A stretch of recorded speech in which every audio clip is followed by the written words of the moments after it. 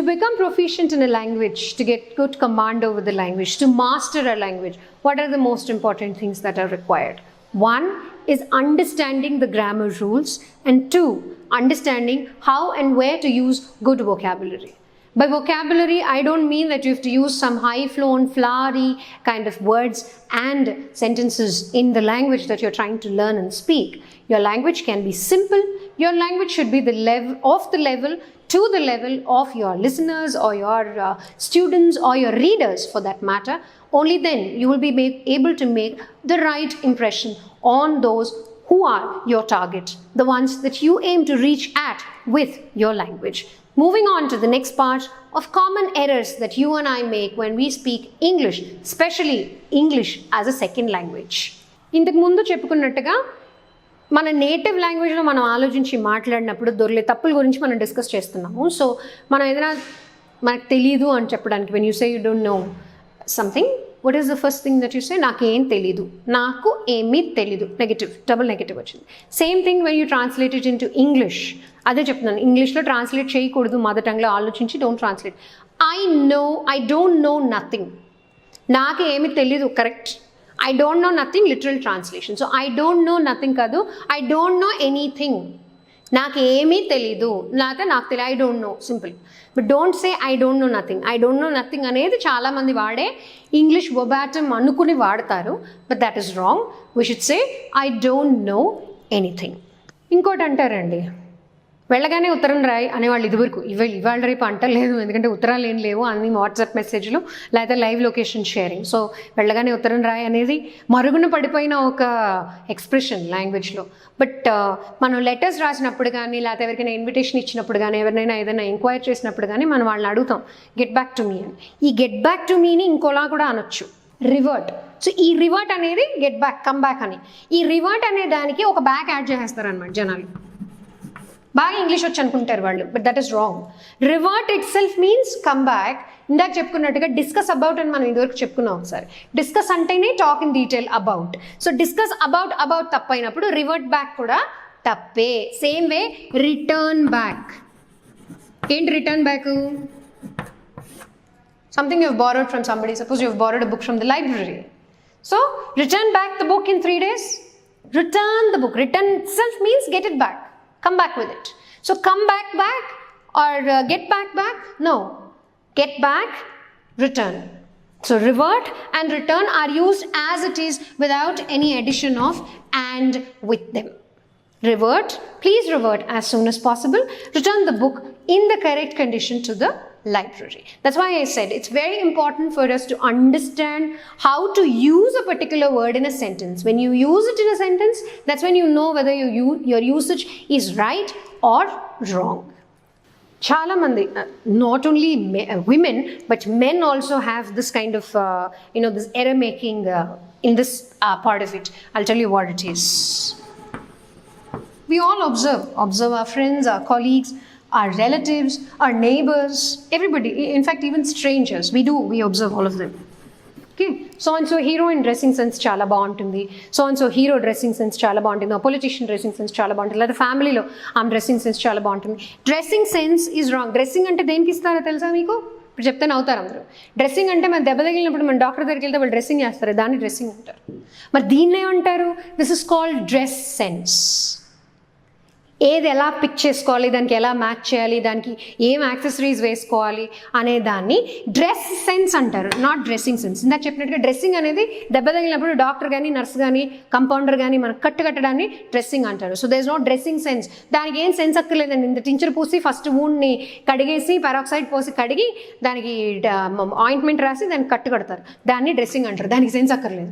Medical terminology, medical knowledge ఉంటే చాలు. So dressing sense అనేది మనం ఒక గెటప్ చూసి, వాళ్ళ మేకప్ని చూసి మనం కాంప్లిమెంట్ ఇవ్వాలనుకున్నప్పుడు, లేకపోతే దాన్ని కొట్టేయాలనుకున్నప్పుడు మనం వాడాల్సినది dress sense. Her dress sense is excellent, her dress sense is wonderful, or his sense of dressing.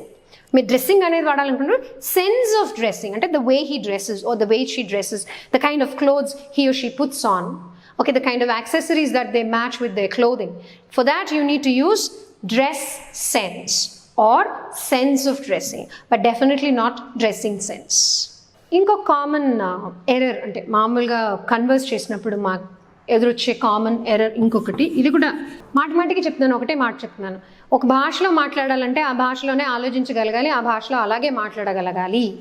అది రావాలంటే వినాలి, మాట్లాడాలి, చదవాలి. ఇవే 4 పాయింట్స్ మీద ఏ భాష అయినా నేర్చుకోవచ్చు, ఏ భాషనైనా మాట్లాడచ్చు, ఏ భాషనైనా మాస్టర్ చేయొచ్చు. సో ఇంకొక కామన్ ఎర్రర్ గురించి చెప్తున్నాను కదా, can't able to.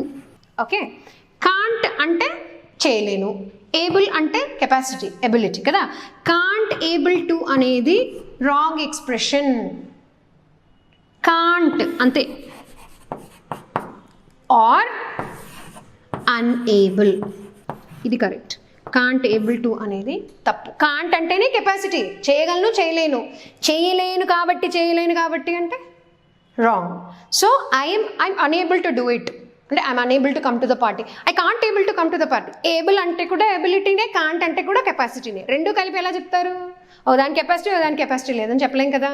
So I'm unable to make it to the party, or I'm unable to solve this issue, I'm unable to resolve this problem. So I'm unable to, or they are unable to understand what I'm speaking. So unable to, can't able to, you can't able to understand, wrong. You're unable to understand. Are you able to understand? No, I am unable to understand. Able ki opposite unable, able ki can't opposite kaadu. Inkokti, can eppudu vaadali, may eppudu vaadali. Can anedi ippude cheppanu. Can anedi కెపాసిటీని indicate చేస్తుంది. మే అని మనం అన్నప్పుడు మే అనేది permission తీసుకున్నప్పుడు. So ఎవరి దగ్గర ఏదైనా బారో చేయాలనుకున్నప్పుడు can I borrow, can I drink some water ma'am అని మీ పిల్లలు క్లాస్లో అడుగుతారు మీ మేడంని. కెన్ ఐ అంటే నీకు నోరుంది, దాహం వేస్తోంది, చేతులు ఉన్నాయి, బాటిల్ ఉంది, తాగొచ్చు. Okay, can I come into the class, may I come into the class. Can I, you have 2 legs, you can come. You can't, there's no need for it. I tell my students the same thing. Can I come into the class is wrong expression. May I, and permission తీసుకుంటున్నాను. క్లాస్లోకి రావచ్చా రాకూడదా ఆ teacher permission మీద depend అయి ఉంటుంది. Teacher okay అంటే you'll enter the class, otherwise you'll have to stand outside. So may is the word that you have to use when you have to take somebody's permission, when you seek somebody's permission. Seek is a better word when compared to take. So when you seek a permission, you have to use the word may. When to use can. మన capacity మీద, మన ability మీద మనకి doubt ఉన్నప్పుడు, can I solve this problem, can I finish this project in time, అప్పుడు can. I can finish this project. This indicates ability, this indicates seeking permission. So can I come into the class, can I drink water? No. Can I join you for dinner? Yes. Why? Because you want to go, you have the capacity to go, but will you say can I go for dinner with you? No. May I join you for dinner. ఒక group ఉంది, వాళ్ళని మీరు అడుగుతున్నారు join అవ్వాలా వద్దా అని. May I join. So వాళ్ళు ఒకవేళ మిమ్మల్ని విల్ యూ జాయిన్ అని అడిగితే I can join, yes I can join, or I can't join, or I will be unable to join, I'm unable to join, I can't able to join today's dinner. ఇందాక చెప్పినట్టుగా that is wrong English. So can indicates capacity or ability, and may indicates the word that you are supposed to use while you are seeking somebody's permission to do something. Whether you have the ability or not, you have to seek somebody's consent. ఒకళ్ళ birthday వచ్చింది, బర్త్డేకి happy birthday అంటాం. అదే పెళ్లి రోజు అయితే ఎలా wish చేస్తాము? హ్యాపీ వెడ్డింగ్ యానివర్సరీ అంటామా, హ్యాపీ మ్యారేజ్ యానివర్సరీ అంటామా? ఈ డౌట్ ఎప్పుడు రాలేదా మీకు? లేదా వెడ్డింగ్ యానివర్సరీ, మ్యారేజ్ యానివర్సరీ అన్నీ కలిపి పాడేశారా ఇన్ని రోజులు? సో వెన్ వి సే పెళ్లి రోజు ఎవరికైనా శుభాకాంక్షలు చెప్పాలి, మెసేజ్ పెట్టాలి అన్నప్పుడు happy wedding anniversary. Marriage anniversary అనేది తప్పు. మ్యారేజ్ అనేది ఒక ప్రాసెస్. ఓకే, సో ప్రాసెస్ని మనం ఎక్నాలెడ్జ్ చేయట్లేదు. So we have to use the word wedding anniversary. ఎవరికైనా వెడ్డింగ్ యానివర్సరీ అది కట్ చేయాలి. ఎవరికైనా బర్త్డే రోజు విష్ చేయాలంటే హ్యాపీ బర్త్డే, పుట్టినరోజు శుభాకాంక్షలు, happy birthday, many many more happy returns of the day, ఇలా విష్ చేస్తాము.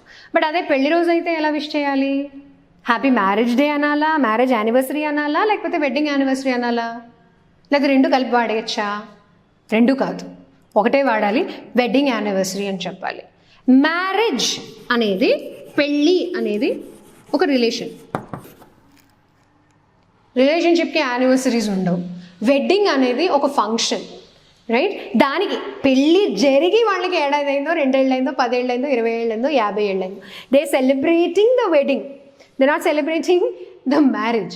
So we have to say happy wedding anniversary. మీరు ఎక్కడైనా చదివినా కూడా 25th వెడ్డింగ్ యానివర్సరీ అనే ఇస్తారు, 25th మ్యారేజ్ యానివర్సరీ అని ఇవ్వరు. సో వెడ్డింగ్ యానివర్సరీ చాలా సింపుల్గా ఉన్నాయి కదా, రోజు వాడతాం మనం, బట్ మనకు తెలియదు మనం తప్పుగా వాడుతున్నామో కరెక్ట్గా వాడుతున్నాం. వెడ్డింగ్ యానివర్సరీ అని అంటే ఎక్సలెంట్, యూ కెన్ క్లాప్, మీ షోల్డర్ని మీరు ప్యాక్ చేసుకోండి. మ్యారేజ్ యానివర్సరీ అంటే మాత్రం నెక్స్ట్ టైం ఎవరికైనా విష్ చేసేటప్పుడు వెడ్డింగ్ యానివర్సరీ అని విష్ చేయండి, విష్ చేసి చెప్పండి మ్యారేజ్ యానివర్సరీ అనేది తప్పు, వెడ్డింగ్ యానివర్సరీ అనేది కరెక్ట్ అని.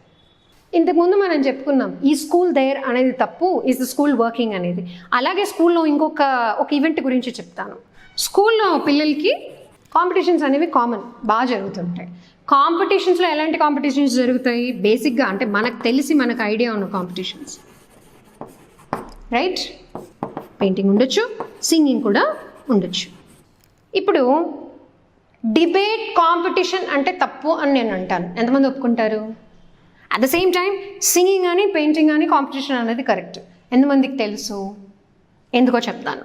డిబేట్ అనేదే 2 టీంల మధ్యలో జరిగే కాంపిటీషన్, సేమ్ మన డిస్కస్ అబౌట్ లాగానే ప్రతిదీ అక్కడికే వెళ్తుంది, ఓకే, కోపప్ లాగా. సో డిబేట్ అనేదే ఒక కాంపిటీషన్ అయినప్పుడు డిబేట్ కాంపిటీషన్ ఎందుకు? So debate. క్విజ్ అంటే కూడా అంతే, బోల్డ్ టీమ్స్ ఉంటే వాళ్ళ మధ్యలో కాంపిటీషన్ కదా అది. So quiz, my son or my daughter is participating in a quiz competition, no, participating in a national level quiz, at a national level quiz, participating in a debate at school. Same way painting and singing, ఇవి 2 arts, painting ఒక art, singing ఒక art, practice, habit. So దీనిలో competition, నేను ఇంట్లో వేసుకుంటే అది competition కాదు. నేను ఇంట్లో నించుని బాత్రూంలో చాలామంది పాటలు పాడతారు రోజు పొద్దున్న లేవగానే, అది కాంపిటీషన్ కాదు కదా. నలుగురిలోకి వెళ్ళి ఈ ఆర్ట్ని మనం టెస్ట్ చేసుకున్నప్పుడు, కంపీట్ చేసినప్పుడు అది సింగింగ్ కాంపిటీషన్ అవుతుంది. సేమ్ వే పెయింటింగ్, చాలామంది ఇంట్లో వేస్తారు, ఎంబ్రాయిడరీ చేస్తారు ఇంట్లో. సో ఎంబ్రాయిడరీ కాంపిటీషన్ అదొక ఆర్ట్, దాన్ని మీరు వేరే వాళ్ళతో మీరు ఎక్కడ నించుంటారు, where you stand when you want to check it, then you enter a competition. So you enter a painting competition, you enter a singing competition, but you participate in a debate, you participate in a quiz. వీటి రెండింటికి competition అనేది ఉండదు. అది already ఒక competition అయినప్పుడు దాని competition అనే word add చేయక్కర్లేదు. అదొక ఆర్టో లేకపోతే ఇంకేదైనా కళో అయి ఉంటే దానికి మనం కాంపిటీషన్ అనేది యాడ్ చేయాలి. మీ స్కూల్ నుంచి ఎప్పుడైనా మీకు సర్కులర్ వచ్చినప్పుడు చూడండి, డిబేట్ కాంపిటీషన్ అని ఉండదు, దాంట్లో పెయింటింగ్ కాంపిటీషన్ అని ఉంటుంది, సింగింగ్ కాంపిటీషన్ అని ఉంటుంది. సో అలా, so that is how we have to use competition. Itself means competing, itself is a race. Debate race అన్నాం కదా, అలా. రన్నింగ్ అందరూ చేస్తారు, దాన్ని కాంపిటీషన్గా పెట్టాలంటే రన్నింగ్ రేస్ పెడతాం. సో దానికి దీనికి ఉన్న తేడా అంతే. పిల్లల గురించి మాట్లాడుకుంటున్నప్పుడు ఇంకొకటి అనుకుందాం మనం. చదువు అయిపోయింది, ఇంజనీరింగ్ అయిపోయింది, సో వాళ్ళని ఏం అడుగుతాం మనం? నెక్స్ట్ ఏంటి, అంతే కదా. నెక్స్ట్ ఏంటి అనడానికి ఏం అడుగుతాము? యూజువల్గా చాలామంది కమిట్ చేసే ఒక చాలా common error, future plans. Future అంటేనే అన్నోన్, అంటే వాళ్ళు మీరు అదే అడుగుతున్నారు, ఫ్యూచర్ ఏంటి, what are you thinking, next ఏంటి అని అడుగుతున్నప్పుడు ఫ్యూచర్ ప్లాన్ అని అనడం తప్పు. ఎందుకు? ప్లానింగ్ అనేది ఫ్యూచర్కే చేస్తాం, అంతేనా? ప్రజెంట్కి ఎవరు ప్లాన్ చేయరు, ఫ్యూచర్ చేసేదాన్నే ప్లాన్ అంటారు. ఇల్లు కట్టేటప్పుడు ప్లాన్ వేస్తారు, ఎందుకు వేస్తారు? ఒక బిల్డింగ్ కట్టిన తర్వాత అది ఎలా కనిపించాలి అనేది మనకు చూపించడానికి దానికి ప్లాన్ వేస్తారు. దీని ప్రకారంగా పోతే ఇన్ని ఇటుకలు కావాలి, ఇంత సిమెంట్ కావాలి, ఇంత స్టీల్ కావాలి, ఇంత శాండ్ కావాలి అని ప్లాన్, అది ప్లాన్, అంతేనా? ఫ్యూచర్ ప్లాన్, ఆల్రెడీ ప్లాన్ అనేది ఫ్యూచర్ అన్నప్పుడు ఫ్యూచర్ ప్లాన్ ఎందుకు మళ్ళీ? So what are your plans or what is, అంతే. So what are your plans అలాగే అడగాలి. ప్లాన్ అంటేనే నువ్వు నెక్స్ట్ ఏంటి అనుకుంటున్నావు అనేదే అర్థం.